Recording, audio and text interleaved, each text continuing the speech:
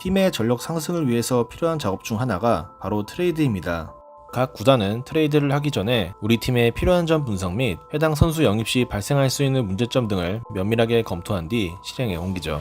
하지만 NBA에는 수많은 트레이드가 있었고 그만큼 실패한 사례들도 매우 많습니다. 오늘 영상에서는 2010년대 이후 벌어진 트레이드 중 최악의 사례로 기억되는 트레이드 5가지를 소개해보려 합니다. 2014년 12월 댈러스는 라존 론도를 받는 조건으로 보스턴에게 자미어 넬슨, 제이 크라우더 등과 드래프트 픽 2장을 주는 트레이드에 합의합니다. 댈러스 입장에서는 약간의 출혈은 있었으나 당시 리그 상급의 기량을 유지하던 라존 론도를 영입하는 승부수를 띄운 셈이었고 팬들은 기대 반 걱정 반의 마음으로 댈러스를 지켜봤습니다. 그리고 영입 초반만 해도 댈러스는 리그 득점 1위, 야투 성공 1위를 달리며 그들이 기대했던 론도 효과를 누리는 듯 했죠. 그러나 론도의 문제점으로 지적되어 온 지나치게 A 패스를 노리는 플레이는 계속되었고 팀 성적이 점점 떨어지자 릭 칼라일 감독은 론도의 기용 시간을 줄이기 시작합니다. 이 시점 론도와 칼라일 감독의 불화설이 언론을 통해 흘러나왔고 심지어 경기 중에 두 사람은 설전을 벌이며 불화설을 사실상 인정했습니다. 칼라일 감독은 단순한 의견 차이라고 뒤늦게 해명했지만 댈러스의 론도 영입은 이미 실패로 가고 있었습니다. 론도는 그에 펼쳐진 휴스턴과의 플레이오프에서 수비에 압박이 없었음에도 8초 바이올레이션을 범했고 직후 포제션에서 어이없는 수비로 3점을 허용하는 등 NBA 주전 포인트 가드라고 보기 힘든 플레이를 연속해서 보여줬죠. 결국 댈러스는 1라운드 탈락이라는 실망스러운 성적을 남겼고 론도는 트레이드 이후 26경기를 뛰는 동안 9.3득점, 6.5어시의 기록을 남긴 채 댈러스와의 동행을 반시즌 만에 종료했습니다. 다음 트레이드는 당시 사정상 어쩔 수 없었다 해도 아쉬움을 남긴 사례입니다. 케빈 듀란트, 러셀 웨스트브룩, 제임스 하든. 이름만 들어도 가슴이 웅장해지는 선수들을 보유하며 NBA에서 가장 미래가 밝다고 평가되었던 팀 오클라호마 시티 선더. 그러나 오클라호마는 2012년 하든의 계약이 1년 남은 시점에서 팀의 주전 파워포워드였던 서지 이바카에게 4년 50밀의 계약을 안겨주며 사실상 하든과의 재계약이 힘든 상황을 만들어 버립니다. 이바카와의 계약 때문에 오클라호마는 하든에게 많은 돈을 지급할 수 없었고 결국 오클라호마는 2013 시즌을 앞두고 하든을 휴스턴으로 트레이드 시킵니다. 결과적으로 이바카와 하든 두 선수 중 이바카를 택한 셈이었죠. 하지만 많은 분들이 알다시피 이 트레이드의 승자는 휴스턴이었습니다. 하든은 휴스턴 이적 첫 시즌부터 올 NBA 서드팀에 들며 전성기를 시작한 반면 오클라호마가 받아온 선수들인 케빈 마틴, 제레미 램의 활약은 평범한 수준이었죠. 그나마 휴스턴에서 받은 픽으로 스티븐 아담스를 지명한 것이 유일한 성과였습니다. 최악은 아니라고 해도 아쉬움이 남는 것이 사실인 오클라호마의 하든 트레이드. 만약 오클라호마가 이바카가 아닌 하든을 잡았다면 어떻게 되었을까요?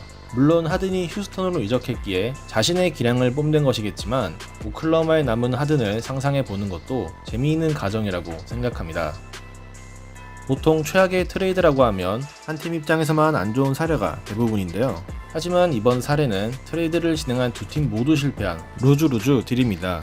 2017년 르브론 제임스의 그늘에서 벗어나고 싶다며 이적을 요청한 카이리 어빙. 결국 보스턴이 카이리 어빙을 받는 대가로 클리브랜드에게 아이제아 토마스, 제이 크라우더, 안테 지지치 세 선수와 픽을 주는 트레이드가 성사됩니다. 그러나 두 팀이 기대했던 트레이드 효과는 없었습니다. 어빙은 2018 시즌 올스타급 활약을 펼치며 보스턴의 상승세를 이끌었고 이때까지만 해도 트레이드의 승자는 보스턴으로 보였습니다.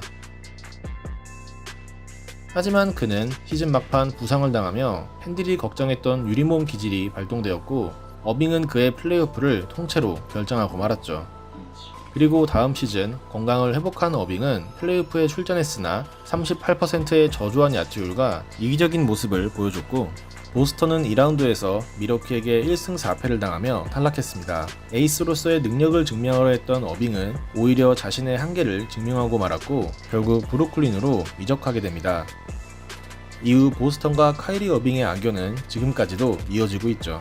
한편 클리브랜드로 이적한 아이제아 토마스는 부상 후유증을 극복하지 못한 채 고작 15경기만을 소화했고 2018년 2월 LA 레이커스로 트레이드됩니다. 결과적으로 양팀은 트레이드 효과를 보지 못했고 이 트레이드는 NBA 역사에 남을 루즈 딜로 기억되고 있습니다. LA 클리퍼스의 프랜차이즈 스타로 군림하던 NBA 최고의 덩크왕 블레이크 그리핀. 클리퍼스는 2017년 그에게 5년간 1억 7,300만 달러 대형 계약을 안겨줬지만 초반 팀 성적이 처지자 빠르게 방향 선회에 나섭니다. 바로 흥행 부진에 시달리던 디트로이트에게 블레이크 그리핀을 보낸 것이죠. 대신 클리퍼스는 토바이어스 해리스, 에이블리 브래들리 등을 받으며 실속을 챙겼습니다. 디트로이트가 야심차게 영입한 그리핀은 이적 후 두 번째 시즌이었던 2019년 올 NBA 서드팀에 선정됨과 동시에 팀을 플레이오프에 진출시키면서 이름값을 해냅니다. 하지만 그리핀과 디트로이트의 즐거운 동행은 여기까지였습니다. 그리핀은 2020 시즌 각종 부상에 시달리며 단 18경기에 출전하는 데 그쳤고 2021 시즌에는 20경기를 뛰는 동안 단 한 번의 덩크 시도조차 하지 않은 채 외곽에서만 겉도는 플레이를 보여주며 팬들에게 큰 실망을 줬습니다. 결국 그리핀은 디트로이트 구단 역사상 최악의 영입으로 남게 되었고 시즌 중반 방출됩니다. 이후 그리핀은 브루클린과 미니멈 계약을 맺었는데 첫 경기부터 덩크를 터뜨리는 등 달라진 경기력을 선보이며 디트로이트 팬들의 분노를 일으키기도 했습니다. 때문에 블레이크 그리핀 본인은 물론 그의 영입을 추진했던 스탠 밴 건디 감독 모두 디트로이트 팬들 사이에서는 금지어로 취급받고 있죠.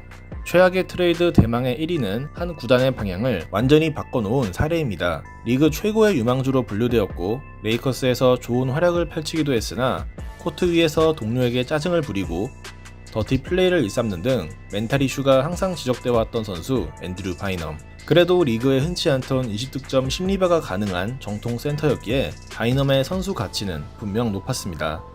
그러던 2012년 LA 레이커스가 드와이트 하워드를 영입하는 과정에서 포지션이 겹치는 바이넘을 필라델피아로 보냈고 팬들은 팀의 1옵션으로 성장할 바이넘에게 큰 기대를 걸고 있었습니다. 실제로 필라델피아도 동부 컨퍼런스 강팀으로서의 도약을 선언하며 바이넘에 대한 기대를 숨기지 않았죠. 하지만 이 영상이 쓰이는 일은 없었습니다. 레이커스 시절에도 잦은 무릎 부상으로 결장이 많았던 바이넘은 오프 시즌 볼링을 치다가 무릎 상태가 악화되었고 시즌 아웃 판정을 받게 됩니다. 필라 입장에서는 야심차게 영입한 선수가 어이없이 사라진 셈이었죠. 심지어 바이넘은 재활 과정을 성실하게 임하지도 않았다고 합니다. 결국 필라는 1년 동안 단 한 경기도 뛰지 않은 바이넘과의 재계약을 포기했고 윈나우를 선언했던 팀은 1년 만에 리빌딩을 위한 탱킹 모드에 들어갔습니다. 결과적으로 NBA 역사상 가장 처절했던 필라델피아의 탱킹은 바이넘의 시즌 아웃이 불러온 나비 효과였습니다. 그렇게 한 팀의 플랜을 완전히 바꿔놓은 바이넘은 방출 이후 클리브랜드와 인디애나에서 뛰긴 했으나 몸 관리가 전혀 되지 않은 모습만 노출했고 쓸쓸히 NBA 무대를 떠나게 됩니다. 한때 NBA 정통 센터의 계보를 이을 수 있었던 선수의 초라한 말년이었죠. 이상으로 2010년대 이후 벌어졌던 NBA 최악의 트레이드 사례를 알아봤습니다. 앞으로는 모든 팀이 행복할 수 있는 윈윈딜이 자주 일어났으면 좋겠습니다. 시청해주셔서 감사합니다.